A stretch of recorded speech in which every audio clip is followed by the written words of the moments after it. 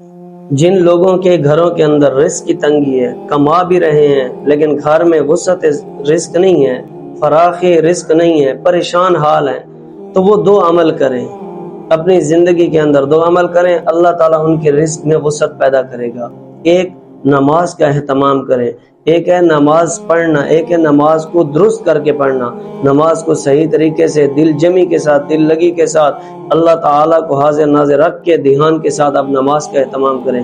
آپ 5 ٹائم نماز کی پابندی کریں، اللہ آپ کے گھر میں رزق سے برکتوں سے بھر دے گا۔ اور دوسرا کام، مغرب اور عشاء کے درمیان سورۃ واقعہ کا اہتمام کریں۔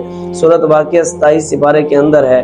جو بندہ اس سورت کا اہتمام کرتا ہے اور جو بندہ دھیان کے ساتھ نماز کا اہتمام کرتا ہے، جس بندے کی زندگی میں یہ دو امر ہوتے ہیں، اللہ تعالیٰ کبھی بھی اس کو کسی کا محتاج نہیں کرتے، کبھی رزق کی وجہ سے اس کو اللہ تعالیٰ پریشان نہیں ہونے دیتے۔